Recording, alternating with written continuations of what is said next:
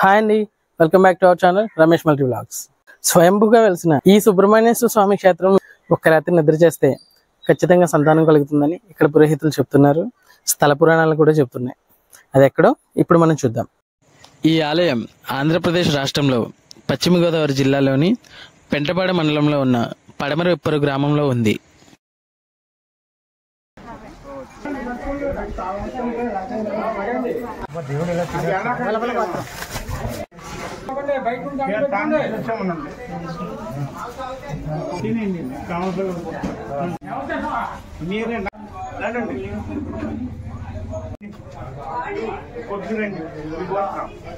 మీరు మీ గోత్రం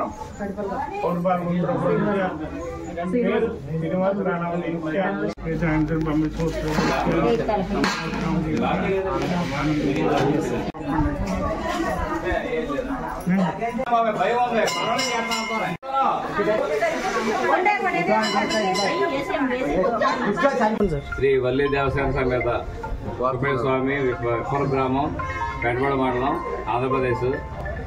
మా గ్రామంలో చేసిన స్వామి స్వయంభూ ఎవరో ఏర్పాటు చేసింది కాదు. జమ్మి చెట్టు, పుట్ట, పొలంలో బాలమామిడి చెట్టు కలగలుపు ఉన్నది.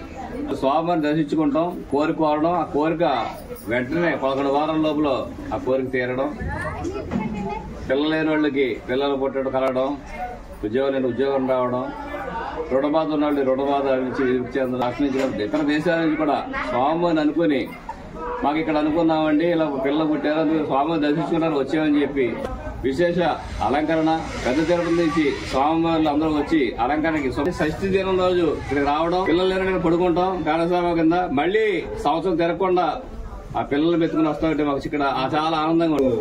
130-140 సంవత్సరాల బట్టి స్వామివారు ఇక్కడ పూజలు అందుకుంటున్నారు అని మొక్కుకుంటూ వచ్చిందంటే మీకు పిల్లలు పుడతారని స్వామివారి కళ్ళలో కనపడే దూపూరు వాళ్ళకి చెప్పడం, వాళ్ళకి సంతానం కలగటం, మామూలుగా శాశ్మహాల్ అనేటువంటి సినిమాలు కట్టుకుంటాం, ఇవన్నీ జరిగినాయి. ఇక్కడ సుమారు 25,000 నుంచి 30,000 మంది వరకు ఇక్కడ అన్నసంతర్పణ చేస్తారు. ఇక్కడ అలాగే ఒక 50,000 మంది వరకు దర్శనం చేసుకుంటారు. సుబ్రహ్మణ్యేశ్వర ఆలయంలో స్వయంభూగా వెలిసిన స్వామి దగ్గర 180 సంవత్సరాలు దగ్గర ఉంటుంది.